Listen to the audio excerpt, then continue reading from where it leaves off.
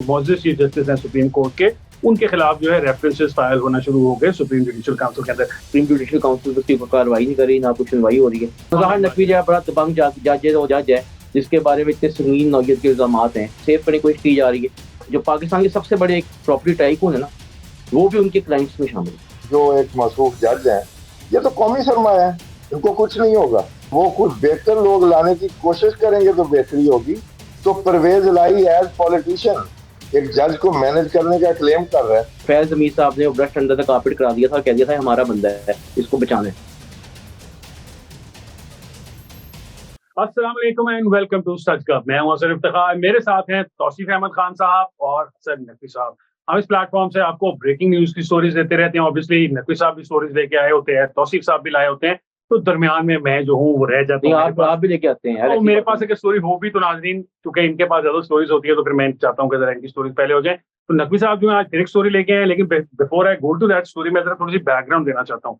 कुछ अर्सा पहले जो है एक जो चीफ जस्टिस हैं, मौजूद चीफ जस्टिस हैं सुप्रीम कोर्ट के, उनके खिलाफ जो है रेफरेंसेस फाइल होना शुरू हो गए सुप्रीम जुडिशियल काउंसिल के अंदर। सिर्फ एक रेफरेंस नहीं है, एक वकील ने प्राइवेट जो रेफरेंस दायर किया है वो तो अलग है, उनके खिलाफ बार एसोसिएशन की तरफ से भी रेफरेंस गया है उसके अंदर सुप्रीम जुडिशियल काउंसिल के अंदर कि देखें जी ये जो जज हैं इनकी करप्ट प्रैक्टिसेस हैं, उनके कुछ बच्चों का भी इश्यूज हैं, शायद उनके कुछ बच्चे जो हैं वो प्रैक्टिस करते हैं और फिर उनके केसेस जो है वो अपनी मर्जी के जजेस के सामने लग जाते हैं, फौरन लग जाते हैं, फौरन रिलीफ उनको मिलना शुरू हो जाता है। इस सारे के बारे के अंदर जो पाकिस्तान बार काउंसिल है उसकी अपने अंदर भी बहुत ज्यादा मसाइल थे ये कि ये क्यों होता है, ऐसे जजेस के जो सर्विंग जजेस हैं उनके बच्चे जो है उनको प्रैक्टिस करनी नहीं चाहिए। इसके ऊपर जो बार्स हैं उन्होंने एक एक्चुअल प्रपोजल भी पेश किया हुआ है जो कि अभी तक फाइनलाइज नहीं हो सका। उसके मुताबिक जो जजेस होंगे हाई कोर्ट्स के या सुप्रीम कोर्ट्स के, उनकी जो इमीडिएट फैमिली है, उनके जो बेटे हैं, बेटियां हैं और भाई और बहनें जो बिल्कुल इमीडिएट लोग हैं, उनको प्रैक्टिस करने से रोका जाएगा उस जुरिस्डिक्शन के अंदर, विच मेक सेंस। मतलब अगर आपके वाले साहब जो हैं वो चीफ जस्टिस हैं या आपके वाले साहब जो हैं वो हाई कोर्ट के जज हैं या सुप्रीम कोर्ट के जज हैं, तो आपको बहुत ज्यादा रिलीफ मिलते हैं। और हम देखते हैं, नजर आता है, आप उठाएं प्रोफाइल नौजवान वकला हजरात की जिनके वालिदैन जो है वो जजेस, जिनके वाले साहब वो जजेस हैं, तो आप देखेंगे कि उनके पास प्रोफाइल एकदम, जब उनके वाले साहब जो है या उनके रिश्तेदार जो है वो बड़े ओहदे पे चले जाते हैं तो बड़े बड़े केसेस की लाइन लग जाती है, बड़े बड़े वकला जो है उनको अपने चेंबर्स में रख लेते हैं। माजी के अंदर मिसालें मौजूद हैं, तो वही मिसाल मौजूद अभी ज़ाहिर है नकवी साहब जो है उनके बारे में भी है। हसन नकवी साहब जो है उनके पास कुछ स्टोरी है उसके बारे में। नकवी साहब, ये मियाँ दाऊद साहब जो है ये पहले सहाफ़ी होते थे, अब वकील हैं। सहाफत और वकालत दोनों उन्होंने इकट्ठी कर ली हुई है। तो उन्होंने पहले भी ये दरखास्त दायर की हुई है और पहले भी उन्होंने काफी पलंदा सबूतों का लगाया था कि इनकी प्रॉपर्टी के कागजात ये जस्टिफाई नहीं कर सकते और बहुत कुछ इस तरह का था। वो फिर उन्होंने दरखास्त दी है, उसके अंदर क्या आपके पास जी, उसमें असल ये हुआ है कि उन्होंने, क्योंकि उस पे उन्होंने सुप्रीम जुडिशियल काउंसिल उसकी कोई कार्रवाई नहीं करी, ना कुछ सुनवाई हो रही है, उन्होंने भी दरखास्त दी। और जैसे आपने कहा कि मुख्तलिफ बार जो है उन्होंने भी दी थी में। इसमें ऐसा है कि उनके एसेट्स की लिस्ट शेयर की थी कि उसमें उनकी प्रॉपर्टीज हैं जो एसेट बियॉन्ड मीन्स में उनको लगा आता है कि करप्शन, माली करप्शन भी है। और उसमें फिर उन्होंने ये कहा कि उनके ताल्लुकात जो है खान साहब से और पीटीआई की लीडरशिप, इसमें परवेज लाई साहब, या आपको याद है उनकी ऑन रिकॉर्ड वीडियोस भी आ चुकी हैं, ऑडियो सॉरी ऑडियो लीक हुई थी जिसमें वो मोहम्मद खान भट्टी जो थे प्रिंसिपल सेक्रेटरी परवेज लाई साहब के, उनसे उनकी कन्वर्सेशन है। फिर वो कहना चाह रहे हैं, परवेज लाई साहब कहते हैं कि मैं आना चाह रहे हैं। तो एक वीडियो है उनकी जिसमें वो एक आबिद भाई साहब से बात कर रहे हैं कि मज़ाहिर नकवी जो है बड़ा दबंग जज होते को दिवानी है। सुप्रीम कोर्ट जो बार एसोसिएशन के सदर हैं आबिद जुबैरी साहब, उनके साथ परवेज लाई साहब बात कह रहे हैं और उनको कह रहे हैं कि वहां पे आप केस लगवाने की कोशिश करें, वो बड़ी बात बन जाएगी। तो मतलब ऑब्वियसली वो बेंच फिक्सिंग। उसके बाद हसन आपको याद होगा, फिर हमने स्टोरी की थी कि वो प्रूवर बन रहे हैं। फिर आपको याद होगा कि वो ये एक वीडियो भी आई थी मुबैना तौर पर मोहम्मद खान भट्टी की, जिसमें वो बता भी रहा था कैसे इनके जो बेटे हैं, दो जुड़वा बेटे जो हैं मज़ाहिर नकवी साहब के, वो चीजें मैनेज करते हैं। जैसे हसन अभी आपने बात की ना, तो अभी इस दरखास्त में उन्होंने कहा है कि सर एक बंदा है, एक जज है, जिसके बारे में इतने संगीन नौयत के इल्जाम हैं और आप उसको नजर आ रहा है बज़ाहिरी तौर पे कि आप कुछ मतलब उनको आप सेव करने की कोशिश की जा रही है, तो आप ये क्यों कर रहे हैं। इसके ऊपर उन्होंने उनको कहा है कि सर एक बात की है कि सर मैं अगर चाहूँ तो ये आपका मिसकंडक्ट इसमें शो होता है, तो आपके खिलाफ एक अदालत से दरखास्त दायर करने का मैं हक रखता हूँ। तो ये बात करके साहब ने कहा है कि आप उनको सेफ पैसे देने की शायद कोशिश कर रहे हैं। और उन्होंने साथ ये क्लेम किया है कि 16 तारीख को जब आप रिटायर हो जाएंगे, 16 सितंबर को, तो सुनने में आ रहा है, ये बातें बार एसोसिएशन में डिस्कस हो रही हैं कि शायद मज़ाहिर नकवी साहब को जो है उनको भी सेफ पैसे दिया जाएगा और वो जैसे ही आपकी रिटायरमेंट होगी तो वो शायद रिजाइन कर देंगे। तो कह रहे हैं इस तरह नहीं होना चाहिए, एक बंदे ने करप्शन की है तो उसके खिलाफ कार्रवाई होनी चाहिए। उन्होंने इसमें ही जो ये लिखी है दरखास्त, उसमें उन्होंने बाकी जो मेंबर्स हैं, जिसमें काजी फरीसा हैं और जस्टिस, बाकी जो सीनियर मेंबर्स हैं हाई कोर्ट के, मोहम्मद खान भट्टी हैं, अमीर भट्टी हैं और दूसरे हाई कोर्ट्स के जो जज हैं, जो सारे मेंबर्स हैं, सबको उन्होंने कहा है कि ये सुनवाई की जाए और जल्दी की जाए। अच्छा सर, आप इसमें आप नोट करें, जैसे आपने बात की नेपोटिज्म की बात, हम बाकी बातें करते हैं, ये जो इनके साहबजादे हैं, जो पाकिस्तान के सबसे बड़े एक प्रॉपर्टी टाइकून है ना, वो भी उनके क्लाइंट्स में शामिल है। हम पहले ही बात करते रहे, मतलब 7-8 साल की सिर्फ उनकी प्रैक्टिस है, और उनके अगर हम क्लाइंट्स लिस्ट देखें तो इस वक्त पाकिस्तान के जितने बड़े ये बिजनेसमैन है उसमें काफी सारे उनकी उस पे हैं, क्लाइंट्स लिस्ट पे हैं। फिर दूसरी बात, ये आप मुझे ये बताएं, यहाँ से तनख्वाह कितनी होती है एक सुप्रीम कोर्ट के जज की? अभी वो बड़ी भी है शायद 11 लाख रुपया, 12 लाख रुपया इस वक्त plus perks and privileges. 12 lakh रुपए की तनख्वाह में आप 3,000 बंदों का वलीमा कर सकते हैं बेटे का, जिसमें जो है मैन्यू को 5,000 रुपए का, एक 3-4 हज़ार रुपए का बंदे।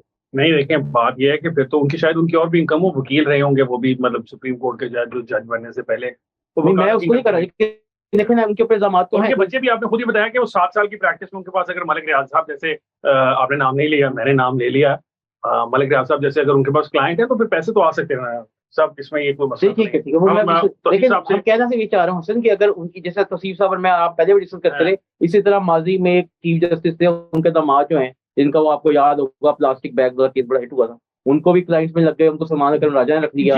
इसी तरह ये अपने बंदियाल साहब की बेटी जो है, वो जब जाती है वो कैसा प्रोटोकॉल मिलता है अदालतों में, वो आपने बड़ा अच्छा कहा, वो बड़ा अच्छा एक जो आपने कहा था अंडर कंसिडरेशन भी है कि जब ये जज वगैरह हो तो उनके बच्चों, ये अगर हो जाए इम्प्लीमेंट तो मेरे ख्याल में बड़ा अच्छा है। जी तौसीफ साहब, आपके ख्याल में ये इम्प्लीमेंट हो सकती है बात, और आपके ख्याल में ये जो सारा है मुजाहिर नकवी साहब वाला केस, इसके कोई पाया तकमील तक पहुंचेगा, या ये बिल्कुल खत्म हो जाएगा जो ही चीफ जस्टिस साहब चले जाएंगे तो सारा मामला अंडर द कारपेट हो जाएगा? मिन हैसुल कौम, हम चोर कौम है, तो वो बच्चे प्रैक्टिस नहीं करेंगे, घर में बैठ के पैसे पकड़ने लग जाएंगे। तो चलो अच्छा है, बाप नौकरियां छुड़वा के भी बाद बच्चों को उनको प्रैक्टिस में लेके आ रहे हैं। क्या क्या मतलब हम उनके लिए रास्ते निकाले जाते हैं।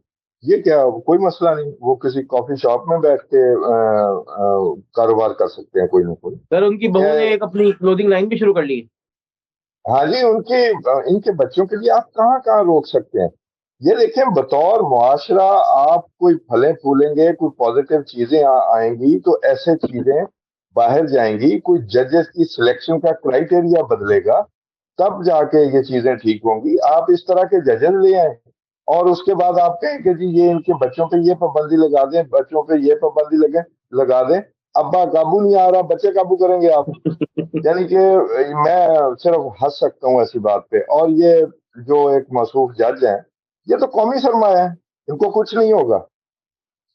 आपको पता है मुशर्रफ वाले केस में इन्होंने जो सुप्रीम कोर्ट की तरफ से बनाया गया वो जो कोर्ट थी जिन्होंने मुशर्रफ को सजा सुनाई थी, ये इन्होंने हाई कोर्ट के जज होते हुए उसको नल एंड वॉइड कर दिया था। किसी ने पूछा आपका इख्तियार है या नहीं? कोई सिविल जज, केस में भी यही जज थे। हाँ जी, हाँ जी, ये सारे वो तो चले और तरह का केस हो गया ना, उसमें तो कुछ और तय हुआ होगा। तो ये कौमी सरमाया, ये कौमी सरमाया थे तो जूनियर जज होने के बावजूद सुप्रीम कोर्ट में पहुंचे हैं ना, तो कुछ नहीं होने वाला इनको। आप जजों की सिलेक्शन क्राइटेरिया बदलेंगे और वो कुछ बेहतर लोग लाने की कोशिश करेंगे तो बेहतरी होगी।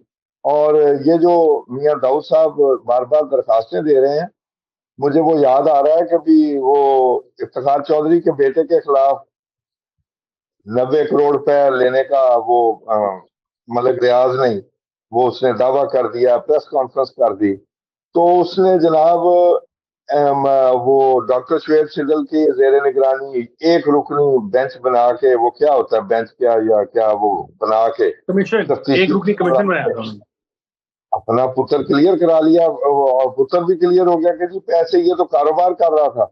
और सारी उम्र के लिए डॉक्टर शेफ सिडल ने अपनी रिप्यूट भी दागदार कर ली और वो साहब बच निकले और बाकायदा बड़े बाइज्जत रिटायर होके वो गए जनाब। किसी ने पूछा उनसे? तो इनसे कौन पूछेगा? इनकी इतनी कुर्बानियां हैं तो कौम की खातर, इस कौमी बयानिए की खातर जो पिछले 8-10 साल में चलाया जाता रहा, क्या क्या उन्होंने साथ नहीं दिया। तो इन लोगों को छोड़ दिया जाए। आप देखें ना, इमरान खान की एक ऑडियो जो है, सॉरी छोड़ ना दिया जाए, सॉरी, क्योंकि इन लोगों को छेड़ा जाए। अब एक ऑडियो है हाई कोर्ट के चीफ जस्टिस के बारे में, वो ये तो उधर से पूछ के फैसले करता है, ठीक है।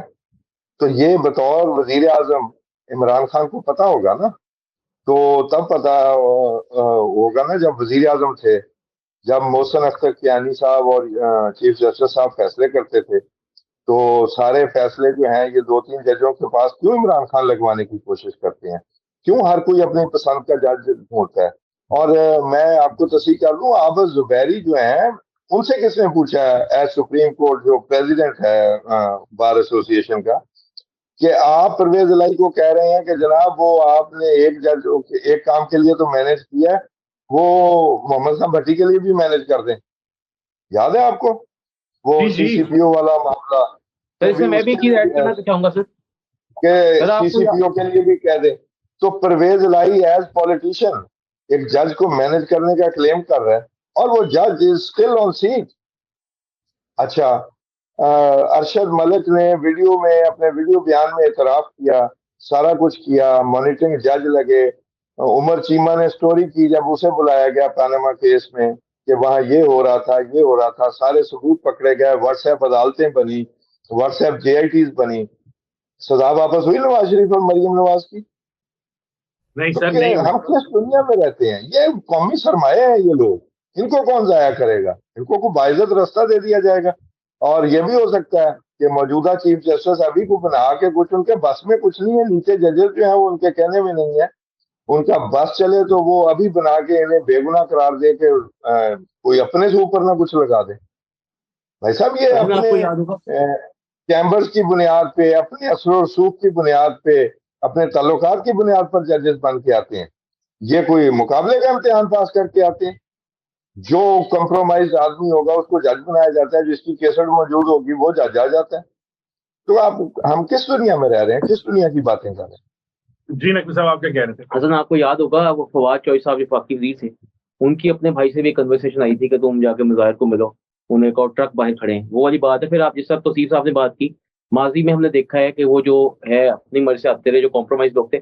आपको याद होगा, अब तो ये चीजें मंजर आम पे आ रही हैं कि जब इनके खिलाफ माजी में भी एक आध दफा रेफरेंस आया है, तो फैज जमीर साहब ने वो ब्रश अंडर तक कारपेट करा दिया था और कह दिया था हमारा बंदा है, इसको बचाना है। तो बिल्कुल तो सही बात है, लेकिन अभी देखते हैं कि जैसा चीजें चेंज हो रही है 9 मई के बाद, और हमें नजर आ रहा है इस दफा पहली दफा लोग पकड़ में आ रहे हैं, बड़े बड़ी मछलियां भी आ रही हैं। और सुनने में, जैसे मैं अपने सोर्सेज हमने चेक किए, तो हमें तो यही पता लगा कि इस दफा शायद इनके खिलाफ एक्शन होगा। अब ये कब होगा, जाहिर चीफ ये जस्टिस तक सब मौजूद है, उनकी पुष्ट नहीं, उनको सामिल शाह हासिल है और वो उनको करीब भी हैं, सपोर्ट भी करते हैं, या शायद 16 सितंबर के बाद हो। लेकिन जैसे तौसीफ साहब कह रहे हैं, उस बात में ही वजन है कि माजी में तो हमें यही एग्जाम्पल्स मिलती हैं कि कभी कोई एक्शन नहीं हुआ, बचा लिया जाता है। अब देखते हैं बचाते हैं, पाते हैं कि नहीं बचा पाते, लेकिन सबूत तो उनके खिलाफ मौजूद हैं। उनको आके मेरे ख्याल में एक्सप्लेनेशन देनी चाहिए और सुप्रीम जुडिशियल काउंसिल को उनको बुलाना भी चाहिए। जी तो साहब आप कुछ कह रहे थे? ये सफर जस्टिस मुनीर से शुरू हुआ और ये सफर तब से शुरू है। आपने देखा कि भुट्टो को 109 में फांसी लगा दी गई मशवरे में, और आज तक वो केस दोबारा कोर्ट नहीं होता रेफरेंस के तौर पर कि जनाब 109 में फलां बंदे को फांसी लगा दी जाए। यानी वही जज फांसी देने वाले वो ही उसको कहते हैं इसे साइड पे रखते हैं। सबसे बड़ी बात यह है कि जुडिशरी ने क्या अपनी इस्लाह करने की कोशिश की? कतई नहीं की। और इस जुडिशरी में लाहौर के जजेस, पंजाब के जजेस सुरखेल रहे हैं कंप्रोमाइज होने में, कौमी असासा बनने में, वो सुरखेल रहे हैं। और ये कौन कौन किस किस का नाम ले जी, किस किस का नाम ले? जस्टिस नसीम हसन शाह के एतराफ के बाद कोई जस्टिस नसीम हसन शाह के आपके वालिद ने वो इंटरव्यू किया था, कोई कोई रिमोर्स, कोई उन्होंने रिग्रेट का इजहार किया था? आप दोबारा चेक कर लें, उन्होंने एक नहीं किया था। रिवील की थी बात, बिल्कुल बिल्कुल नहीं आप किया ठीक था। कह रहे हैं। उन्होंने बड़ा मैटर ऑफ फैक्ट कहा था कि जी अब एक जज, एक जर्नैल आ जाता है, उसके हाथ में डंडा होता है, फिर अब हम क्या करें, हमारे पास कोई टैंक तो नहीं होता, हम लड़ तो नहीं सकते। उन्होंने तो बड़ी नॉर्मल हाँ एक जी, मतलब as a matter of fact आप उनके कंसीड किया था इस बनने बात। का अमल देख लें। जस्टिस आसिफ सईद खोसा, अब तो उनके ससुर थे नसीम हसन शाह, वो नवाज शरीफ उस वक्त इक़्तिदार में थे, उनकी खुशामद करके उनको जज बनाया गया था। अब देखें तो सही इनके जज बनने के क्राइटेरिया क्या है।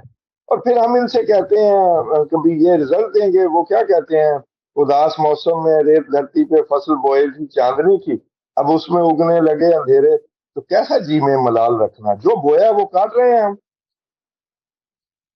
चले जी, जो बोया हमने वो तो काटना है। प्रोग्राम का वक्त हो रहा है खत्म, मुझे दीजिए इजाजत। हसन नकवी साहब, तौसीफ अहमद खान साहब रेगुलरली हमारे साथ शो पर होते हैं, 4 दिन ये शो होता है, मंडे से थर्सडे तक। आप हमारे साथ, अगर तो आपके पास कुछ सवालात है, कुछ ओपिनियन है, तो आप कमेंट सेक्शन में डाल सकते हैं। कोई ऐसी स्टोरी है जिसकी तरफ आप हमारी तवज्जो दिलाना चाहते हैं, तो वो भी आप हमें बता सकते हैं। हम दोनों तीनों जो हैं कोशिश करेंगे कि उसको कवर कर लिया जाए। आज के प्रोग्राम के लिए इतना, इंशाल्लाह आपसे मुलाकात होगी नेक्स्ट वीक। मुझे हसन इफ्तिखार को, हसन नकवी साहब को और तौसीफ अहमद खान साहब को दीजिए इजाजत। अल्लाह हाफिज।